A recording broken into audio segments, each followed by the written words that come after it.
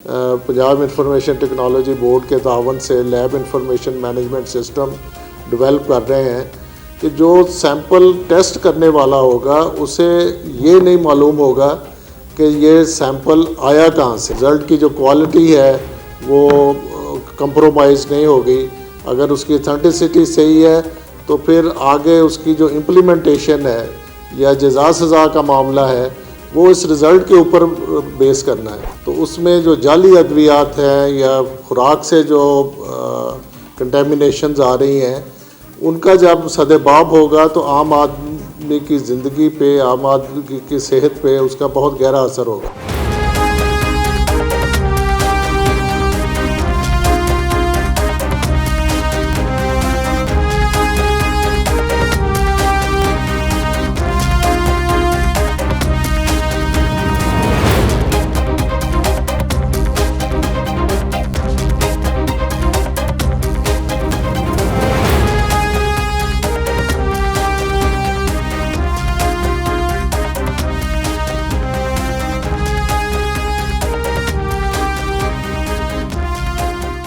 अस्सलाम वालेकुम नाज़रीन, मैं हूं नज़र हुसैन महबूब और आप देख रहे हैं चैलेंज टाइम टीवी।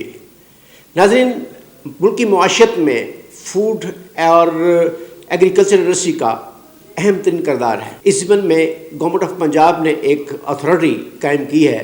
पहले भी इससे मुतल्लिक अथॉरिटीज़ तो मौजूद हैं, लेकिन एक नई अथॉरिटी कायम करके इसकी निगहदाश्त और इसकी निगहबानी के लिए एक कम्प्रीहेंसिव स्ट्रेटजी बनाई है और इसके पहले डायरेक्टर जनरल जनाब तलत नसीर पाशा साहब बनाए गए हैं।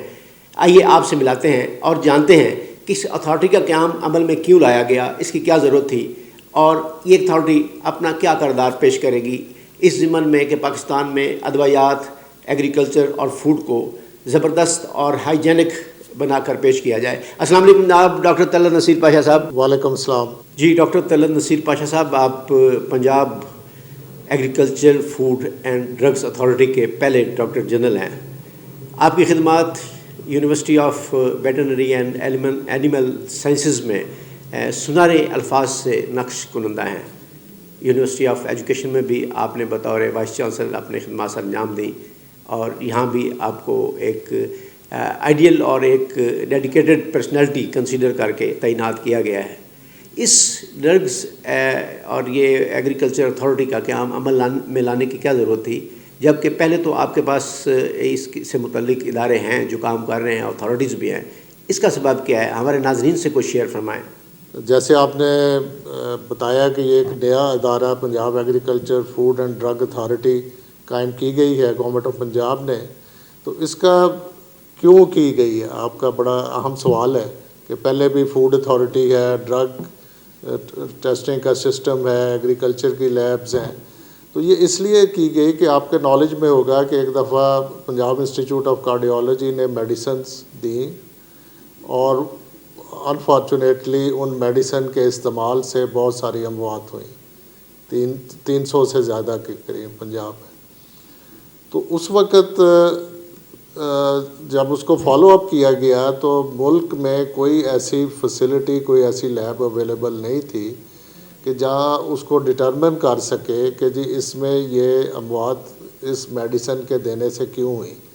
फिर सैम्पल्स WHO को भेजे गए, UK कमर्शियल लैब्स को भेजे गए, तो उस वक़्त पता चला कि इसमें कुछ कंटेमिनेशंस हैं। वो आइसोटैप टैबलेट्स थी जिसमें लेवेमिसोल की कंटेमिनेशन थी और कंटेमिनेशन भी हाई डोज में थी कि जिसने उसको फौरी कंट्राइंडिकेटेड थी और उसकी वजह से डेथ्स हुई। और उस वक़्त पे गवर्नमेंट ने ये रियलाइज़ किया कि हमें एक बेसिक टेस्ट के अलावा एक एडवांस टेस्टिंग फैसिलिटी के लिए इन हाउस एक लैब होनी चाहिए। और दूसरी बात ये थी कि ये जो लैब है ये हेल्थ डिपार्टमेंट के अंडर ना हो, इंडिपेंडेंट एक थर्ड पार्टी हो। और इन्हीं प्लान को मद्देनज़र रखते हुए ये Punjab agriculture food and drug authority पेफडा का क़याम अमल में लाया गया। और इसमें फूड की टेस्टिंग है, इसमें मेडिसिन्स की टेस्टिंग है, फूड में जितना भी रॉ मटेरियल है फूड का या फिनिश फूड है اور میڈیسنز میں ویٹنری کی میڈیسنز بھی ہیں. ویکسین ٹیسٹنگ کی کوئی فیسلٹی موجود نہیں تھی, وہ بھی اس میں ویکسینز کی ٹیسٹنگ ہوگی. پھر ایک بہت بڑی انڈسٹری ہے جو کا تعلق ہمارے لوگوں سے ہے, وہ کاسمیٹکس کا. کاسمیٹک کی کوئی فیسلٹی نہیں تھی, وہ کاسمیٹک کی ٹیسٹنگ ہوگی. پھر جتنے سرجیکل امپلانٹس ہیں, سٹنٹس ہیں, بایو میڈیکل ڈیوائسز ہیں, ان کی ٹیسٹنگ کی فیسلٹی نہیں تھی, وہ اس میں ٹیسٹنگ ہوگی.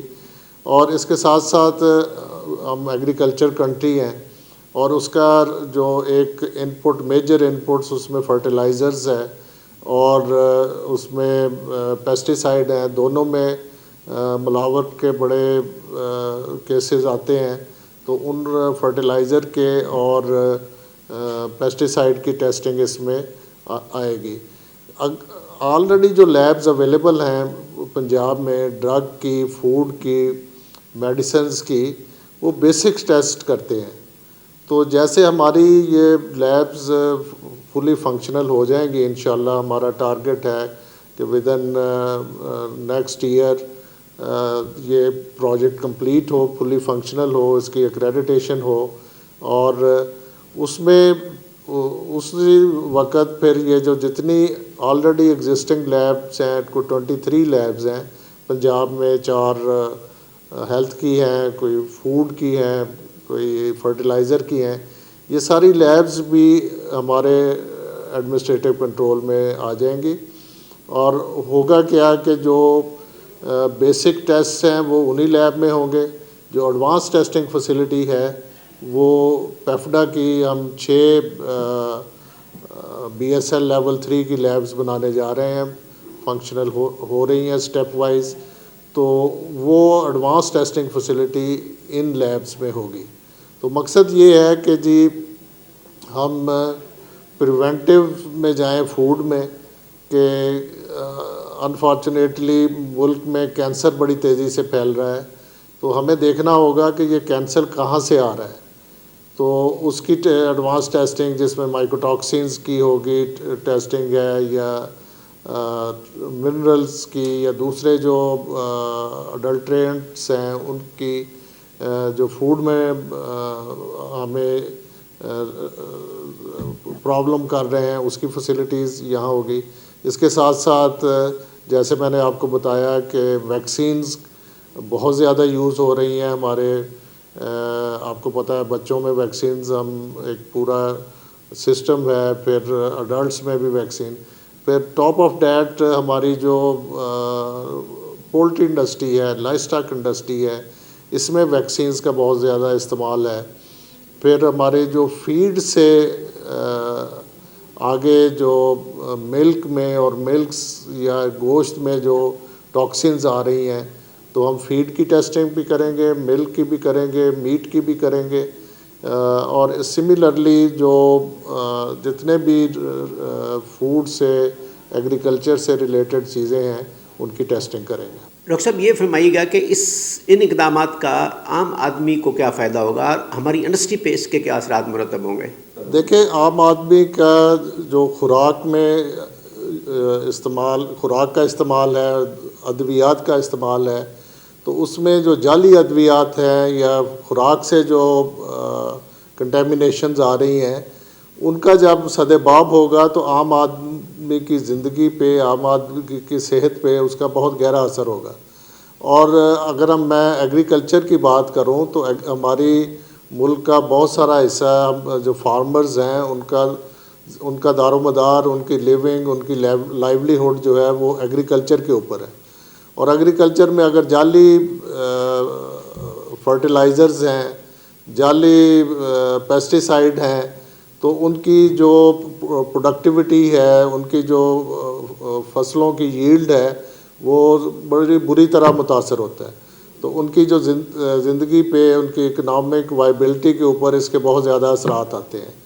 تو اگر ہم ایک چیک اینڈ بیلنسز رکھیں گے, اور جو ملاوٹ کرنے والے ہیں ان کو بھی پتہ ہوگا کہ یہ اب کوئی کسی قسم کی جو ملاوٹ ہے وہ ڈیٹیکشن ہر جگہ اس کی ہم اس کو ڈیٹیکٹ کریں گے، اس کا کوئی سدباب ہم کریں گے، اس کے ہم چیکس اینڈ بیلنسز کریں گے، تو وہ اس کا ایک لانگ ٹرم بینیفٹ یہ ہوگا کہ وہ ملاوٹ والی جو لوگ ہیں وہ اس ملاوٹ سے پیچھے ہو جائیں گے، اور پھر ہمارا سسٹم تو ہے جس میں ان کو جرمانے ہیں یا سزائیں ہیں، لیکن اگر ڈیٹیکشن ہی نہیں تو ان کا وہ پھر اپنے جو اس قسم کے کام ہے اس سے وہ جاری رکھتے ہیں۔ دوسری آپ نے بہت اہم بات کی کہ جی اس کا ہماری انڈسٹری کو کیا فائدہ ہوگا۔ ایک تو انڈسٹری میں یہ ایک کلچر آئے گا کہ کوالٹی پروڈکٹس ہم نے بنانی ہے، ایک ہیلدی کمپٹیشن ہوگا، اور جو اچھا کام کرنے والے ہیں ان کو بھی یہ ایک وہ سرخرو ہوں گے کہ جی ہم بھی اچھا کام کر رہے ہیں، اور دوسرے جو لوگ ہیں وہ بھی اب ان ایک اچھے پروڈکٹس کی طرف جا رہے ہیں۔ لیکن اس سے بھی اہم جو ہم انڈسٹری کو ایک سروسز دیں گے کہ بہت سارے ہمارے ایگریکلچر کے پروڈیوس ہیں، لائف اسٹاک کے پروڈیوس ہیں، فارماسوٹیکلز ہیں جو ایکسپورٹ ہوتی ہیں، اور اگر ہم جیسے ہم یہ انٹرنیشنلی ایکریڈیٹڈ لیب کو اسٹیبلش کریں گے تو ان کو یہ ٹیسٹنگ فیسلٹی پیڈ سروسز ہم دیں گے، اور ہمارے جو ٹیسٹ ہوں گے جیسے ہم نے ISO 1725 پہ لے کے جانا ہے، اس کی انٹرنیشنل ایکریڈیٹیشن کرنی ہے، تو ہماری یہ جو ٹیسٹنگ ہوگی یہ انٹرنیشنلی ریکگنائز ہوگی۔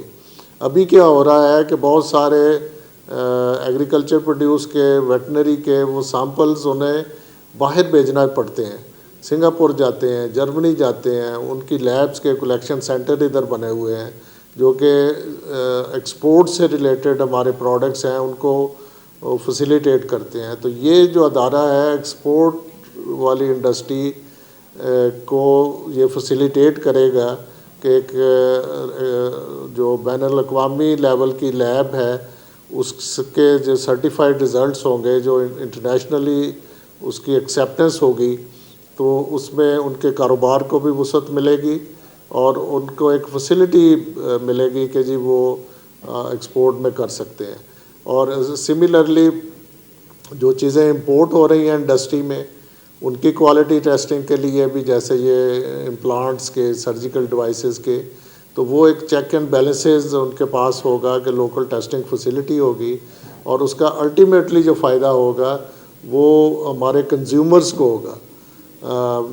ان ویکسینز کا، میڈیسنز کا، کوالٹی میڈیسنز کی رجیم آئے گی اور کوالٹی پروڈکٹس آئیں گی۔ پھر بے شمار آپ کو پتہ ہے کاسمیٹکس جو امپورٹ بھی ہوتے ہیں، اگر اس کی ہم ٹیسٹنگ کرتے ہیں تو ان کے لیے بھی اور کنزیومر کے لیے بھی ایک بہت اس کا فائدہ ہوگا۔ اور اس کا الٹیمیٹ جو ایک کلچر ہے کوالٹی کا، وہ اس ہمارے صوبے میں، اس کنٹری میں الٹیمیٹلی وہ اس کی ایک شروعات کرنے جا رہے ہیں، اور انشاءاللہ تعالی اس کا امپیکٹ جو ہے وہ سارے کنٹری میں جائے گا۔ آپ دیکھ رہے ہیں کہ جیسے فوڈ اتھارٹی پنجاب نے سب سے پہلے انیشیٹو لیا، اور فوڈ اتھارٹی کے آنے سے کتنی چینجز آئیں، لیکن ابھی بھی آگے کہ جو ڈیٹیل ٹیسٹنگ فیسلٹی ان کے پاس نہیں تھی، اس میں اگر ہم جائیں گے تو اس کا امپیکٹ اور زیادہ آئے گا لوگوں کی ہیلتھ کے اوپر اور انڈسٹری کی ایک کوالٹی پروڈکٹ ڈیولپمنٹ کے اوپر۔ ڈاکٹر صاحب، آپ انفورسمنٹ ایجنسی تو ہیں نہیں، آپ چیک اینڈ بیلنس تو رکھیں گے، رزلٹ بھی آپ ایکوریٹ دیں گے، لیکن پھر بھی وہ جو فائنل اتھارٹی ہے سزا و جزا دینے والی، وہ تو انہی لوگوں کے پاس ہی ہے جو پہلے کمزور پہلوؤں سے دو چار ہیں، تو اس ضمن میں کیا اقدامات کرنے کی ضرورت ہے؟ شاہ صاحب، یہ بڑا اہم آپ نے کویسچن کیا ہے۔ دنیا میں کہیں بھی جو انفورسمنٹ کرتے ہیں یا ٹیسٹنگ سیمپلنگ کرتے ہیں، ان کا ٹیسٹنگ کے ساتھ تعلق نہیں ہوتا۔ ٹیسٹنگ جو وہ اگر جیسے کرنٹلی ہو رہا ہے کہ جی فوڈ اتھارٹی خود سیمپل لیتی ہے اور خود ہی ٹیسٹ کرتی ہے، وہاں خدا نخواستہ میل پریکٹس کے یا کرپشن کے سکوپ ہو سکتا ہے، لیکن ایک اور ادھر کانفلکٹ آف انٹرسٹ بھی ہو سکتا ہے. لیکن اگر سیمپل انہوں نے لینا ہے اور ہم نے ٹیسٹ کرنا ہے, ہم نے رزلٹ دینا ہے, اور پھر ہم نے جو ایسا سسٹم ہم لے کے آ رہے ہیں ہماری ان ہاؤس ٹیسٹنگ میں, پنجاب انفارمیشن ٹیکنالوجی بورڈ کے تعاون سے lab information management system develop کر رہے ہیں کہ جو سیمپل ٹیسٹ کرنے والا ہوگا اسے یہ نہیں معلوم ہوگا کہ یہ سیمپل آیا کہاں سے ہے.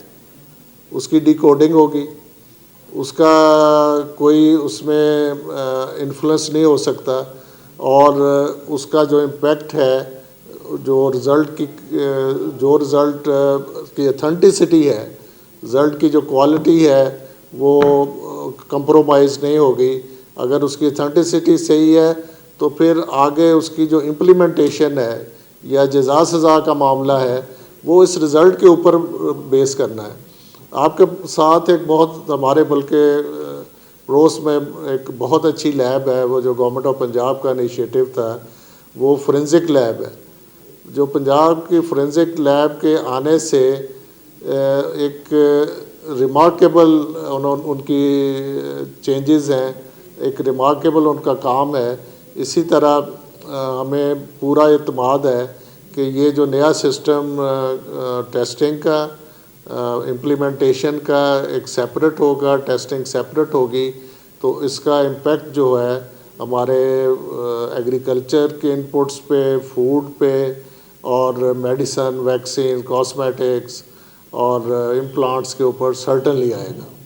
ڈاکٹر صاحب, یقیناً یہ خوش آئند اور بہت قابل تعریف اقدامات ہیں, لیکن معاشرے کے شعور کو بیدار کرنے کے لیے اس ضمن میں کہ وہ سرکاری اداروں کے ساتھ ایفیلیٹ ہو کے ان کمزور پہلوؤں پر قابو پائیں اور اس کو صحیح سمت کی طرف لے جائیں, اس ضمن میں کیا اقدامات کرنے کی ضرورت ہے, کیا ہونا چاہیے اس ضمن میں؟